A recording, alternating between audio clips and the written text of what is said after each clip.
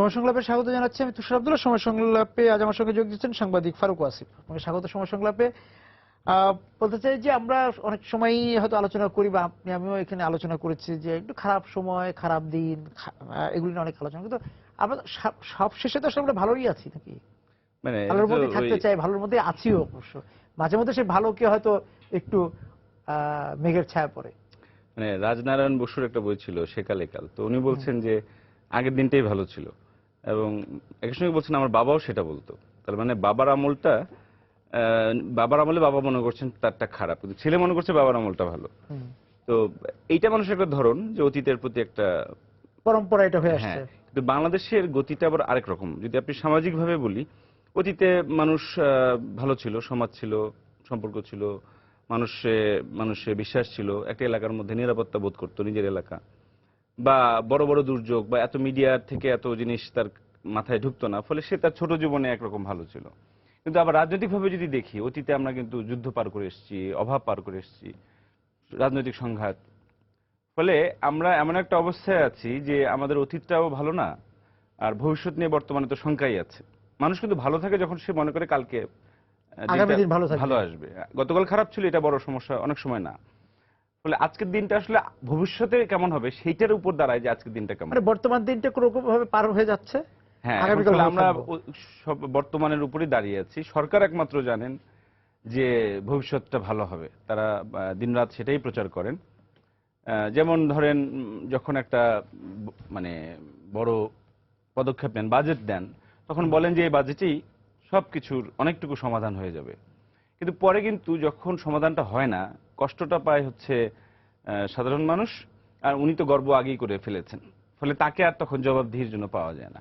ফলে আজকে এগুলো অনেক কিছু নিয়ে, যেমন সুন্দরবন নিয়ে, মানে এটা সুন্দরবন শুধু একটা পরিবেশ না, বন না, মানে বাংলাদেশেরই মানুষ, আমরা অনেক কিছু নিয়ে কথা বলতে পারছি না, তখন আমরা সুন্দরবন নিয়ে, যেখানে কারো কোনো সত্যিকার ভাবে স্পষ্ট যে এটা রাজনৈতিক না, এটা মানুষের জন্য, এটা দেশের জন্য, এবং এটা আমাদের প্রতীক। এবং আমি বলি যে এটা মাতৃমুখী জাতীয়তাবাদ। আমাদের জাতীয়তাবাদ তো সবসময় পুরুষ, একটা তীব্র সংগ্রামী বা যোদ্ধা বা খুবই দাপটে নেতা, কিন্তু এইটা এমন একটা সজল মায়ের মতো একটা বন, সেইটার আবেগ। যেমন যে চট্টগ্রামে একটা অন্তঃসত্ত্বা মা, তারা গিয়ে প্রতিবাদ করলেন যে আমার সন্তানের জন্য হলো এই বনটা থাকা দরকার। তো আসলে বনটা, সুন্দরবন দূরের জিনিস না। এটা হচ্ছে যে আমরা বাংলাদেশকে প্রাকৃতিকভাবে, সামাজিকভাবে সুন্দর রাখবো, মানুষের জন্য রাখবো, কোম্পানির জন্য, মুনাফার জন্য রাখবো না। তো আমরা বিদ্যুৎ চাচ্ছি, আপনি যদি কয়লা আমদানি করতে পারেন, তাহলে কেন গ্যাস আমদানি করে হচ্ছে আমরা বিদ্যুৎ বানাচ্ছি না, যেটাতে পরিবেশের জন্য উপযোগী? কেন আমার সমুদ্রের গ্যাসটা তুলে সেখানে আমরা বিনিয়োগ করছি না? 70-80% জাতীয় মালিকানায়, বাকিটা প্রয়োজন আপনি নিলেন বিদেশ থেকে, কিন্তু জাতীয় স্বার্থ রক্ষা করে এটা ফেলে রাখা হচ্ছে। তো যেই জায়গায় আপনার সুবিধা বেশি সমুদ্রের গ্যাস তোলা, সেটা না করে আপনি সেই মানুষের জমি জমা থেকে উচ্ছেদ করে, এবং বাংলাদেশে যেটা চলছে যে একটা জমির, যাকে বলে আমেরিকা যেমন গোল্ড রাশ ছিল, যে সোনার খনি পাওয়া যাচ্ছে, দলে দলে লোক বেরিয়ে যাচ্ছে এবং গোলাগুলি হচ্ছে, মারা যাচ্ছে, এবং সোনা তারা হয়তো পাচ্ছে কিছু কিছু। আমাদের এখানে তো সোনা নাই, আমাদের কাছে জমি, জমির থেকে সবচেয়ে সোনার থেকেও মূল্যবান। ফলে জমি নিয়ে একদিকে ধরেন সংখ্যালঘুর জমি, আদিবাসীর জমি, গরিব মুসলমানের জমি, যে কোনো রকম প্রান্তিক মানুষের জমি, এরপরে শুরু হলো হচ্ছে বনের জমি, নদীর জমি, পাহাড়ের জমি, দখল। এই যে দখলের একটা রাশ চলছে, উৎসব চলছে, এইটা এইটা এইটা যদি আমরা দেখি যে তাহলে আমাদের এই ছোট দেশ, মানে তাকালে ম্যাপে খুঁজে পেতে হয়, কিন্তু এইটুকু জমি নিয়ে আমাদের যদি এই যে কামড়াকামড়ি চলছে, আমরা এর মধ্যে ভালো থাকার, যাদের জমির মালিকানা ইতিমধ্যে আছে, শহরে আছে, বা যারা বিদেশে জমির মালিকানা নিতে চাচ্ছেন, যারা বাংলাদেশের জমি অন্যের জমি গ্রাস করেন, তাদের কিন্তু বিদেশে আবার জমি কেনা হয়। মানে এটা খুবই অদ্ভুত জিনিস যে তারা দেশে জমি দখল করছেন গরিব মানুষের, আবার কিন্তু বিদেশে প্রবাসে তাদের যদি জমি না থাকতো আমরা রাজি থাকতাম যে দিয়ে দাও একটু।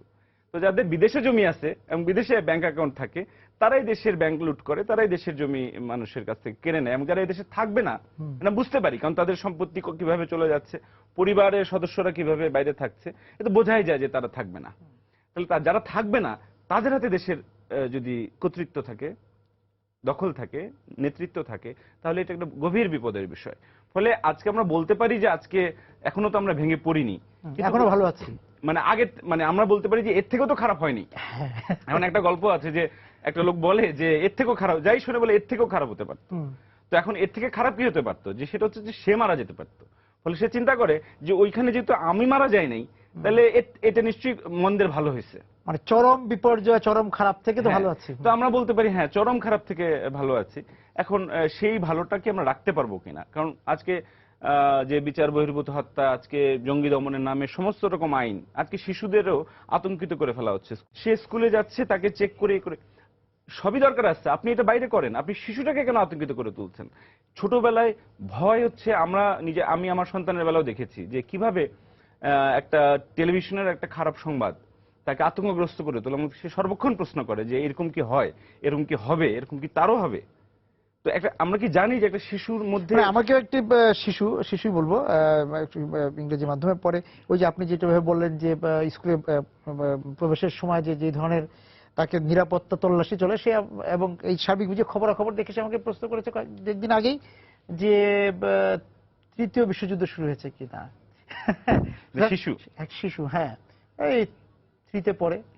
হ্যাঁ, সুতরাং এই যে আপনি যেটা প্রভাবিত হওয়ার কথা বললেন, আতঙ্কিত হওয়ার কথা বললেন শিশুদের ক্ষেত্রে, সেটা ওই পর্যায়ে হয়তো চলে গিয়েছে। প্রান্তিক জন বলতে কৃষক শ্রমিক, তারাই তো তাদের ভালো থাকা, তারা কি এত কিছু, এই যে আপনি যে বিষয়গুলো আগে বলছিলেন যে রামপাল বিদ্যুৎ কেন্দ্র, বিদ্যুৎ পাওয়া না পাওয়া, গ্যাস উত্তোলন, গ্যাস না তোলা, এগুলো তো তাদের কাছে বড় বিষয় না। সে হচ্ছে যে তার বীজ, তার সার, তার সেচের ব্যবস্থা থাকা, সে যে পণ্যটি উৎপাদন করলো তার মূল্য পাওয়া, এই তো। হ্যাঁ, কিন্তু ওই যে বিদ্যুতের জন্য তাকে তো বেশি টাকা দিতে হচ্ছে, সেচের জন্য দিতে হচ্ছে, বা একটা জায়গায় বিদ্যুৎ তো খুব জরুরি। এই কারণে যে কৃষকের, যেমন আমরা এগ্রো বেজ ইন্ডাস্ট্রি গড়ে উঠতো গ্রামাঞ্চলে, কৃষকের জীবন গত কয়েক শত বছরে যে জায়গায় আটকে ছিল তা থেকে তারা একটু বেরোচ্ছেন, সেটা কিন্তু সরাসরি সরকারের অবদানের না। যেমন শহরে যে গার্মেন্টস কৃষকের সন্তানরা আসে বা প্রবাসে শ্রমিক হিসেবে তারা যান, এই দুইটা জিনিসই কিন্তু কৃষকের জীবনে একটা গতি এনেছে। আর সরকার যেটা করেছে বাংলাদেশে এইটুকু, সেটা হচ্ছে যে কৃষি উৎপাদন এবং কৃষকের অবস্থাটা একেবারে যাতে ভেঙে না পড়ে, তারা যাতে একেবারে বিলীনও না হয়ে যায়, আবার তারা যে দিনে দিনে উন্নতি করবে সেটা কিন্তু আবার হয় না। সেটা আমরা বারে বারেই জানি যে টিকে থাকা, হ্যাঁ, মানে ওই যে শরৎচন্দ্রের যে গফুরের কথা। তো কৃষক তার জমির সঙ্গে বাধা, তার গরুর সঙ্গেও সে বাধা, এবং গরু আর কৃষক একই সঙ্গে বাধা। যদি আজকাল গরু কোরবানির জন্য প্রতিপালন করা হয়, চাষে আর বিশেষ লাগে না, কিন্তু এবারে বন্যায় অনেকেরই বীজ মারা গেছে, অনেকেরই ফসল, আমি এই মধ্যাঞ্চলে কিছু জায়গায় গিয়েছি যে পাটটা কিছুটা নষ্ট হয়েছে এবং বাকি পাটের কিছুটা, যেটা ওই বন্যার পানির কারণে তার ঔজ্জ্বল্য নষ্ট হয়ে যায়, ফলে জাগ দিতে গেলে তখন সেটার দাম কমে যায়। তারপরে ধরেন এই একটা আমনের ইয়েটা মার গেল অনেকগুলো এলাকায়। এখন যদি সরকার, তারা বলছিল যে এই বীজটা আমরা যদি এমন কোনো ইয়ে পেতাম যে বন্যাটা যদি আর 15 দিন পরে আসতো, আমরা ধানটা কেটে আনতে পারতাম। তো সেখান থেকে আবার চিন্তা করলেন একজন বিজ্ঞানী, আপনারা জানেন যে কৃষি আবেদ চৌধুরী, জিন বিজ্ঞানী, তিনি এমন একটা জাত উদ্ভাবন করলেন যেটা এই 3 মাস লাগবে না, 2-2.5 মাসের মধ্যেই ফসলটা কাটা যাবে।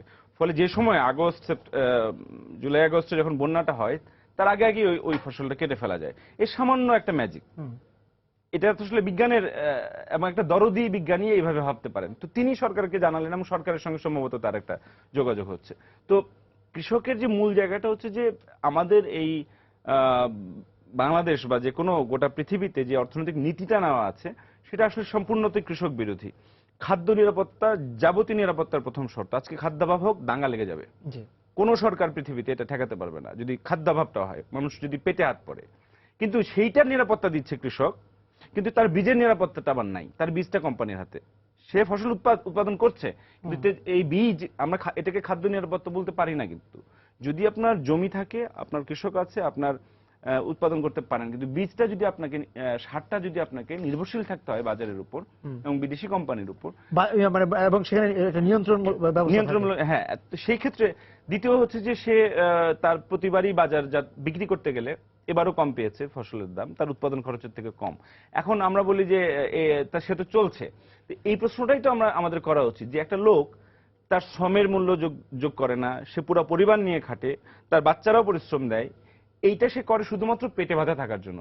আর আর বাকি বাকি দুনিয়ার অর্থনীতির বাকি অ্যাক্টররা তারা কাজ করে ভোগের জন্য। তারা বাড়ি গাড়ি করবে, তারা উন্নতি করবে, বিদেশ যাবে, সবই করবে। এদের বেলায় এক নীতি এবং তাদের আর কৃষকের বেলায় আরেক নীতি। এই নীতিটা ছিল ঔপনিবেশিক সমাজে, যে ব্রিটিশদের জন্য এক নীতি আর আমরা যারা নেটিভ কালো চামড়ার লোক তাদের জন্য আরেক নীতি। তো এইটা কম বেশি কিন্তু সেই নীতি থেকে আমরা সরিনি।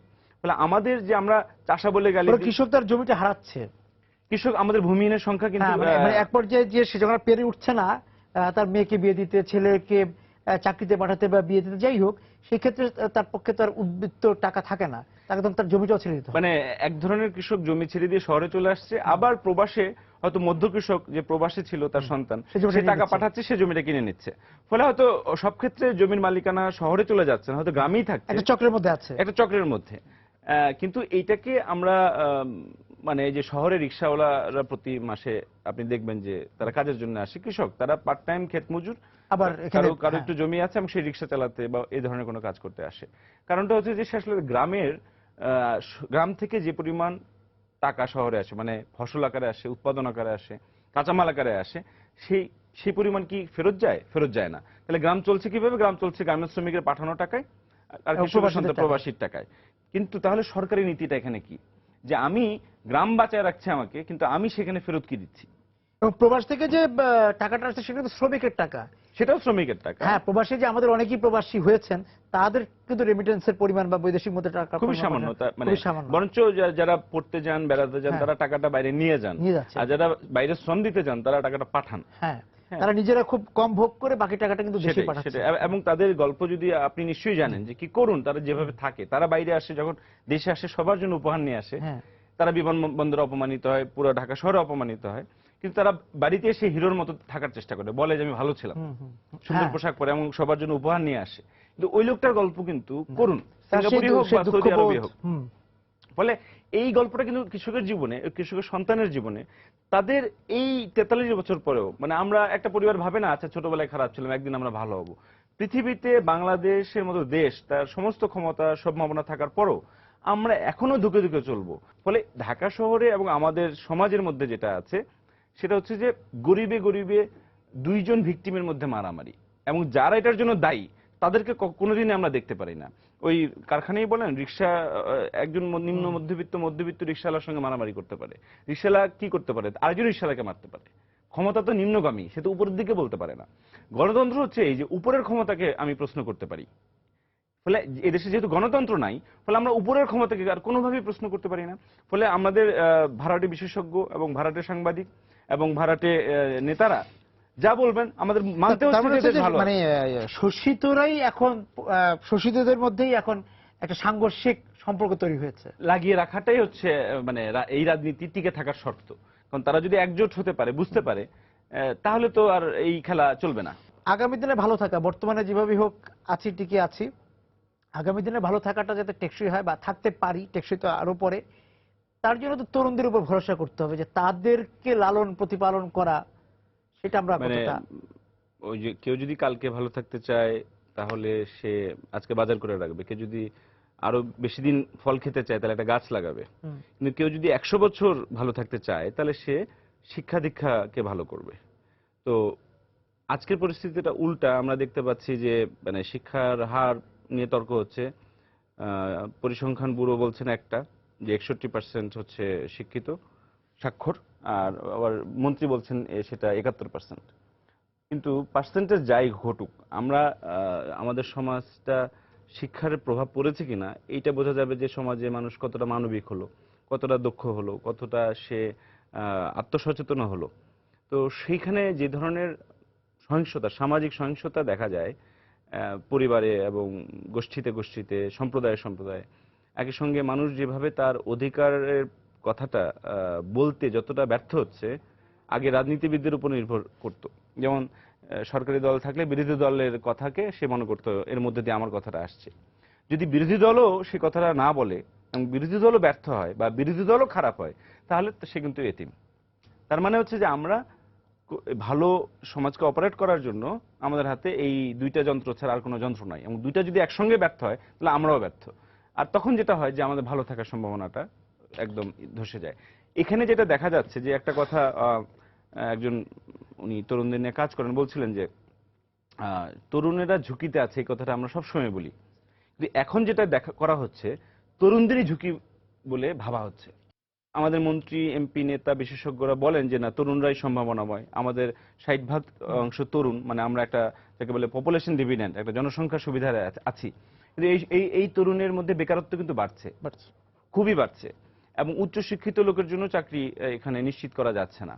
এবং আমাদের এই চাকরির ছোট বাজারটা আবার ভাগ করে নিচ্ছে নানান মানে বিদেশি লোকেরাও আসছে। আজকে যে বিজ্ঞানী আজকে বলছেন যে আমি এমন ধানের জাত বানাবো যাতে বন্যায় আর ক্ষতি হবে না, যে ভদ্রলোক ভাবছেন আমি এমন প্রতিষ্ঠান তৈরি করব যেখানে আমরা আমাদের ছেলে মেয়েরা বিশ্বের যে কোনো কারোর সঙ্গে যোগ্য হয়ে উঠবে, চাকরিতে, ব্যবসায়, শিক্ষা দীক্ষায়।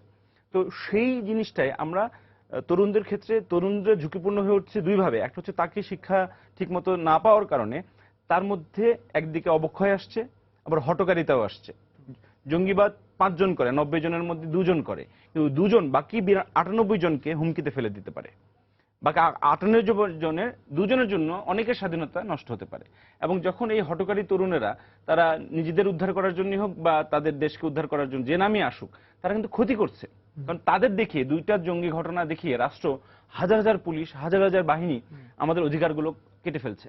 আমরা আজকে অনেক নজরদারি বা অনেক আমার অধিকার কেড়ে নিলে আমি তার বিরুদ্ধে কিছু বলতে পারছি না। আজকে পুলিশ আমাকে চরিত্র সার্টিফিকেট দেবে, আমাকে পুলিশ ভাড়াটে পরিচয়পত্র দিবে।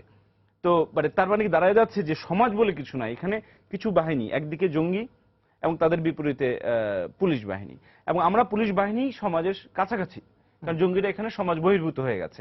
তাহলে পুলিশ বাহিনীরও নিজেদের নিরাপত্তার জন্য এবং জনগণের নিরাপত্তার জন্য এটা একটা সামাজিক নিরাপত্তার প্রশ্ন। কোনো বাহিনী দিয়ে এটা ঠেকানো সম্ভব হয় না। যখন এই পৃথিবীর যেখানেই দেখা গেছে যে শুধুমাত্র বল প্রয়োগের ভিত্তিতে এটাকে দমন করার চেষ্টা করা হয়েছে, সেটা অল্প সময়ে ফল দিয়েছে, কিন্তু দীর্ঘমেয়াদে এটা ক্ষতি হয়েছে। মানে দীর্ঘমেয়াদের জন্য তো যেটা বললাম তরুণরা, হ্যাঁ, তো তাহলে তাকে আমার ওই রকম শিক্ষা ব্যবস্থাটা গঠন করতে হবে, এমন একটা ইকোনমি দিতে হবে যে অর্থনীতি তাকে নিশ্চয়তা দিবে, ভরসা দিবে, তার মধ্যে হতাশা আসতে দিবে না। হতাশার আরেকটা জায়গা হচ্ছে যে তার সামনে কোনো স্বপ্ন নাই। যে সমস্ত স্বপ্ন আমাদের সামনে আনা হয়, একটা হচ্ছে ভোগের স্বপ্ন, সেটাও কিন্তু ফুরায়। এই যে তরুণরা জঙ্গি হয়েছে তারা কিন্তু উচ্চবিত্তের একটা নিরাপদ আরামায়েশের জীবনে, ভোগের জীবনের মধ্যে তারা ছিল। এক পর্যায়ে যে আর সেই ভোগ সেটা খেতে পারছিল না। এটাই প্রমাণ করে যে এই বাজার অর্থনীতির যে মুক্ত বাজারে যে বা কনজিউমারিজমের যে ভোগের আকাঙ্ক্ষা, ভোগ সেটা সমাধান না। হ্যাঁ, সেটা একটা অবসাদ আছে। মানুষের দরকার মানুষকে, এবং সেটা সুযোগ নাই। মানুষের সঙ্গে মানুষের মেশার সুযোগ নাই। পার্টি বা কনসার্ট ছাড়া এবং স্টেডিয়াম ছাড়া কোথায় আমরা আমাদের মেলামেশা করতে পারি? তৃতীয়ত হচ্ছে যে সে যদি দেখে যে তার দেশে একদল তরুণ উজ্জ্বলতার সঙ্গে, গর্বের সঙ্গে বা আত্মবিশ্বাসের সঙ্গে এগিয়ে যাচ্ছে, 5 জন জঙ্গি ধরেন, কিন্তু সে যদি দেখে 50 জন ওদিকে এমন কাজ করে সবাই তাদের ভালোবাসে এবং তারা হিরো হয়ে উঠছে, তাহলে কি সে জঙ্গিবাদের পথে যাবে হিরো হওয়ার জন্য? সে তো জানে যে অন্যভাবে আরো সহজে হিরো হওয়া যায়, মানুষকে সঙ্গে নিয়ে হিরো হওয়া যায়। ফলে আমাদের সামনে আদর্শগুলো ধ্বংস হয়ে গেছে কারণ আপনার সবকিছুকে নবায়ন করতে হয়। আপনি একটা যন্ত্র বানালে তেল দিতে হয়, তাকে রিপেয়ার করতে হয়, তাকে রিনিউ করতে হয়। আমাদের আদর্শবাদগুলো সবসময় অতীতমুখী। আমরা ইসলামের গৌরবোজ্জ্বল অতীতে ফিরতে চাই, আমরা মুক্তিযুদ্ধের অতীতে ফিরতে চাই, আমরা সবকিছু অতীতের মধ্যে দেখি। আমরা 1000 বছরের বাংলাদেশ দেখি, কিন্তু আগামী 50 বছর বাংলাদেশ কেমন থাকবে তার রূপরেখা কিন্তু আমাদের নাই। তত্ত্বাবধায়ক সরকার প্রথম যখন আসে 91 সালে বিচারপতি শাহাবুদ্দিনের নেতৃত্বে, তখন আমাদের শীর্ষ অর্থনীতিবিদ এবং রাষ্ট্রবিজ্ঞানীরা মিলে বাংলাদেশের উন্নয়ন কোন পথে হবে তার জন্য তারা সম্পূর্ণ বিনা পয়সায়, তখন তো কনসালটেন্সি ছিল না, তারা একটা টাস্কফোর্স গঠন করে বিপুল আকারে প্রতিবেদন তৈরি করেছিলেন, যেটা এখন করতে গেলে আপনাকে কয়েক শত কোটি টাকা বা আরো বেশি টাকা ব্যয় করতে হবে। ওইটা সরকারের হাতে এখনো আছে, ওটা ফেলে দেওয়া হয়েছে। ফলে উন্নয়নের এই যে স্বপ্ন দেখানো, আমি এই কথাটা এই কারণে বললাম যে তারা 91 একটা গণতান্ত্রিক দেশে কি পথে গেলে আমরা মানুষ সবাইকে নিয়ে উন্নতি করতে পারবো, পুনর্জাগরণ। হ্যাঁ, পুনর্জাগরণটা হবে। সেটা শুধু অতীতে স্লোগান দিলে হবে না। আপনি কোনো এককালে কোনো একটা বিপদে পড়ে যে কথা বলে পার পেয়েছেন, সব বিপদে ওই একই স্লোগান দিলে কিন্তু আপনি পার নাও পাইতে পারেন। আপনি একটা সময় সাপ আসছিল, আপনি লাঠি দিয়ে সেটা মারছেন। আজকে আপনার সামনে একটা ধরেন একটা গাড়ি বা ব্রেক ফেল করে আসছে, আপনি কি ওই লাঠি দিয়ে ঠেকাতে যাবেন? তো যখন রাষ্ট্রযন্ত্র ব্রেক ফেল করে তখন এই চেতনায় কাজ হয় না। কিন্তু তখন শেষ পর্যন্ত আমাদের বুনিয়াদ জায়গাটা ফেরত যেতে হয় যে এই কাজের মধ্যে দিয়ে আমরা অধিকাংশের স্বার্থ রক্ষা হবে কিনা। মানুষ শুধু পেটে চলে না, মানুষের একটা মান মর্যাদা আছে, সেই জায়গা থেকে মানুষকে অপমান করা যাবে না। আমি বলতে চাই যে আমাদের সৃজনশীলতার জায়গা থেকে, আমাদের চিন্তার সৃজনশীলতার জায়গায় আমরা কতটা সক্রিয় আছি। আসলে উত্তরটা আপনিও হয়তো জানেন বা সকলেই একমত হবে যে চিন্তার বা সৃষ্টির ক্ষেত্রে আমাদের একটা বন্ধাত্ব চলছে। বহুদিন কোনো বড় কোনো চিন্তা, বড় কোনো নায়ক ব্যক্তি আসেন নাই যার চিন্তায় মানুষ আলোড়িত হবে, এমন কোনো বই প্রকাশিত হয়নি, এমন কোনো কবিতা আমরা দেখিনি। ফলে এই কথাটা বারবার বললে যে হচ্ছে না, বারবার বললে আসলে এটা হবে এমন না। কেন হচ্ছে না? কেন হচ্ছে না? কাজ হচ্ছে, পরিমাণ অনেক কিছু পরিমাণে হচ্ছে, কিন্তু আপনি মানুষ বলে যে বই বিক্রি হয় না। মানুষ ভালো বই মানুষ কিনবে, মানুষ অনেক বই আপনাকে টেনে নিয়ে যাবে তার কাছে। মানুষ তো ভালো জিনিস পেলে সেটা তো হুমায়ূন আহমেদ দিনে দিনে একটা জায়গা করেছেন, তার কাছে মানুষ যায়নি। তো বিষয়টা হচ্ছে তিনিও তো প্রথমে অখ্যাতই ছিলেন। তো বিষয়টা হচ্ছে যে আমাদের এইখানে চিন্তার দৈন্যতা আসছে কারণ আমরা চিন্তা জিনিসটা হচ্ছে স্বাধীনভাবে করতে হয়, মানে চিন্তা নিজের চিন্তা নিজেই করতে হয়, মানে আমার চিন্তা আর কেউ করে দেবে না। কারণ আমাদের নেতা বুদ্ধিজীবী, আমাদের বুদ্ধিজীবীদের একটা বড় অংশই তারা চিন্তার দায়িত্বটা ছেড়ে দিয়েছেন। তারা ঠিক করেছেন যে পুঁজি ব্যবসা যেদিকে তারা যে চিন্তা করতে বলে সে চিন্তা করব, ফরমায়েশি চিন্তা বা এই ক্ষমতাকে টিকে রাখার জন্য যেই কথা বলা দরকার সেটা বলবো। তারা ব্যক্তিগতভাবে স্বীকার করেন যে না এটা ঠিক হচ্ছে না, কিন্তু এটা সম্মুখে বলেন না। ফলে যেটা হচ্ছে জ্ঞানী এবং সাহসীরা হয় চুপ হয়ে যাচ্ছেন বা পালিয়ে যাচ্ছেন, দেশ ছাড়ছেন, আর বাকি যারা আছেন তারা পুনরাবৃত্তি করে যাচ্ছেন, কারণ তারা আর কিছু করার নাই। তার যখন কথা বলে যেতেই হবে তখন তিনি পুরানো কথাই বলতে থাকবেন, কারণ তিনি নতুন কিছু জানেন না। চিন্তা কখনোই আগায় না চিন্তা জিনিসটার মধ্যেই। আমরা বলি যে একটা চিন্তা আর মতামত এর মধ্যে পার্থক্য আছে। আমার একটা বাজে মতামত থাকতে পারে, আমি অমুককে খারাপভাবে কথা বলতে পারি, কিন্তু চিন্তা জিনিসটা সেটা না, বাই ডেফিনিশন এটা শুভ, এটা পজিটিভ। কারণ চিন্তার মধ্যে আমার অনেক মানুষকে নিয়ে ব্যাখ্যা করতে হয়, আমাকে যুক্তির মধ্যে দিয়ে ব্যাখ্যা করতে হয়, তার মধ্যে অনেক মানুষের কল্পনা রাখতে হয় যে তারা এই চিন্তা নেবে কিনা, এবং একটা অগ্রগতি থাকতে হয়, যে একটা প্রশ্নের উত্তর দিতে হয়, প্রশ্নের উত্তরে আর গোজামিল দেওয়া চলে না। ফলে চিন্তা সংজ্ঞাগতভাবেই গণতান্ত্রিক, চিন্তা সংজ্ঞাগতভাবেই দায়বদ্ধ, এবং চিন্তা সংজ্ঞাগতভাবেই সৃষ্টিশীল, এবং ওই সৃষ্টির মধ্যে মানুষ, প্রকৃতি এবং ইতিহাস মানে সময় থাকে। তাহলে আমার সময়ের যে প্রশ্নগুলো আজকে আমাদের সামনে আসছে, যে আমরা জানি প্রশ্নগুলো কি, কিভাবে আমরা কম মানুষের এবং কম প্রকৃতির ক্ষতি করে উন্নতি করব, সবার উন্নতি করব, ব্যক্তি বা গোষ্ঠীর উন্নতি করব, মানে এই এত বিশাল জনসংখ্যাকে কিভাবে আমরা এগিয়ে নিয়ে যাব, আমরা কিভাবে এমন একটা যে রাষ্ট্রটা মুক্তিযুদ্ধের মধ্যে দিয়ে অর্জিত হয়েছে সে রাষ্ট্রের যে প্রতিশ্রুতি, সে স্বাধীন থাকবে, সে মর্যাদা নিয়ে দাঁড়ায় থাকবে, সে তার নাগরিকের মর্যাদা ও স্বাধীনতা নিশ্চয়তা দেবে, পাহারা দেবে। কারণ বহিঃশত্রু আছে, আমরা মধ্যপ্রাচ্যে দেখছি যুদ্ধের দামামা, আমরা দেখছি যে গোটা পৃথিবীতে সামরিকায়ন, এটার মধ্যে যদি বলি বিশ্ব রাজনীতির খুব দ্রুত, এবং আমাদের নেতারা সবসময় বলেন যে বন্ধুদের কথা বলেন। আমরা খালি শুনতে চাই তাহলে আমাদের এই শত্রু কারা? আমাদেরকে পৃথিবীতে কোনো শত্রু নাই? যদি শত্রু নাই থাকে তাহলে আমাদের এই ব্যবসায় আমাদের সঙ্গে বাণিজ্য চুক্তিগুলো বৈষম্যমূলক হয় কেন? সেটা চীনের সঙ্গে বলি, আমেরিকার সঙ্গে বলি বা ভারতের সঙ্গে বলি, আমাদের ন্যায্য হিস্সাগুলো আমরা পাই না কেন তাদের কাছ থেকে? আমাদের কেন হচ্ছে আমাদের পণ্য রপ্তানি করতে গেলে আমেরিকা শুল্ক দেয়, ভারত শুল্ক দেয়? তো তার মানে আমাদের সবাই যদি বন্ধু হয় তাহলে আমাদের দেশের বিপদগুলো কাটে না কেন? তো এই চিন্তাগুলো কিন্তু চিন্তা মানে হচ্ছে একটা কল্পনা বিলাস না, যে আমি আম গাছে বসে হচ্ছে জাম খাওয়ার গল্প বলবো আর বাঁশি বাজাবো। কিংবা আগামী যেটা আমরা শুরুতে বলছিলাম যে আগামী 20 বছর 50 বছর পর আমরা কোথায় যাব, কোথায় যেতে চাই, এবং ওইটাই বলছিলাম যে আমরা কত এই অপমানিত থাকবো। বিশ্বে সবাই তো এগিয়ে যাচ্ছে। আমাদের একটা খুব মজার, ক্রয় ক্ষমতা বেড়েছে, কারণ হচ্ছে ক্রয় ক্ষমতা বাড়ার সঙ্গে সঙ্গে আরেকটা জিনিস দেখা দরকার, যে সবই আপনাকে কিনতে হচ্ছে। আগে গ্রামের লোকের হাতে কাঁচা টাকা ছিল না, কিন্তু কাঁচা টাকা তার দরকার হতো ওই জামা কাপড় কিনতে আর তেল কিনতে, লবণ কিনতে, চাল সে নিজের ছিল, কেরোসিন কিনবে সে, হ্যাঁ, কিন্তু এখন তাকে প্রত্যেকটা জিনিস কিনতে হচ্ছে। ফলে আমরা যদি বলি আমার ক্রয় ক্ষমতা বেড়েছে, পাশাপাশি আমার দেখা দরকার যে আমাকে আগে কত বেশি আমাকে বাজারের উপর নির্ভরশীল হতে হচ্ছে। একদিন আমার চাকরি কাজে না গেলে আমার কিন্তু ধার করতে হচ্ছে। তো ফলে এই ক্রয় ক্ষমতা বাড়ার সঙ্গে সঙ্গে মানুষের যে সক্ষমতা বা সামাজিক ও অর্থনৈতিক নিরাপত্তা সেটা কিন্তু কমেছে। সামাজিক নিরাপত্তার জায়গায়। হ্যাঁ, এবং অর্থনৈতিক নিরাপত্তা কমে গেছে। চাকরি চলে গেলে আমার আর কিছু করার থাকছে না। আগে পরিবারে একটা ছেলে বেকার থাকলে বাকি ফ্যামিলির লোকেরা তার দায়িত্ব নিতে পারতো, কারণ তাদের একটু উদ্বৃত্ত ছিল। এখন সবারই খরচ সেই চলে জায়গাটা যায়। নেই, সন্তানের শিক্ষায় খরচ চলে যায়, বাড়ি মানে ভাড়া একটা চলে মানে যায়। টানাপোড়েন চলে। হ্যাঁ, ফলে এটা হচ্ছে যে এমন একটা ওই এলিস ইন ওয়ান্ডারল্যান্ডের ওই গল্পের মতো, যে আমাকে এলিসকে যেখানে ছিল সেখানে দাঁড়ায় থাকার জন্য ক্রমাগত দৌড়াইতে হতো। কারণ সে যদি দৌড়ায় তাহলে সে এক জায়গায় থাকতো, কারণ পায়ের নিচের মাটিটা খালি দৌড়াচ্ছে না, তাকেও দৌড়াতে হতো, এবং যতই দৌড়াতো সে এক জায়গায় দাঁড়ায় থাকতো। তো আমাদের জনগোষ্ঠীর, আপনি এই যে আমার এক বন্ধু আজকে হিসাব দিলেন যে ভারতে গত বছর 2 লাখ গাড়ি বিক্রি হয়েছে, আর আমাদের বিক্রি হয়েছে মাত্র 20,000। তো এটা বুঝায় যে লোকের হাতে টাকা কম, আর আমাদের অর্থনীতির ইয়েটা বাড়েনি। নেপালেও তুলনায় আমাদের থেকে বেশি হয়েছে। তার মানে হয় টাকা নাই মানুষের হাতে, অথবা টাকা বের করতে ভয় পাচ্ছে, অথবা টাকা পাচার হচ্ছে। তো এবারে ঈদের মার্কেটে আপনি যান, লোক নাই। হ্যাঁ, তো মানুষের কেনাকাটার ইয়ে বেড়ে গেছে। তাহলে একটাই অর্থ হইতে পারে যে তাদের খরচের, তারা হঠাৎ করে সন্ন্যাসী হয়ে গেছে, অথবা তাদের কাছে টাকা কম। তো মধ্যবিত্তের ভালো থাকা দিয়ে, যারা আমরা প্যান্ট শার্ট পরি তাদের ভালো থাকা দিয়ে সমগ্র জনগণের ভালো থাকা সংজ্ঞায়িত করা যাবে না। এবং এই কথা না বললেই নয়, আমরা এখনো বাংলাদেশে 21শ শতকে বিচার করছি যে আমি 3 বেলা খাওয়াইতে পারলাম কিনা। আমাদের এক অর্থমন্ত্রী বলতেন যে লোকে তো এখন শার্ট পরে, শার্টের দাম খুব কম, কারণ হচ্ছে সবচেয়ে সস্তা শ্রম দিয়ে এটা বানানো হয়। কিন্তু আমি এখনো উন্নতি মাপছি তাকে, সে 3 বেলা ভাত খায় কিনা আর শার্ট পরে কিনা, তার ছেলে মেয়ের শিক্ষা দিকে নিয়ে ভাবছি না, তার জীবনটা উপভোগ করা, তারও তো একটাই জীবন।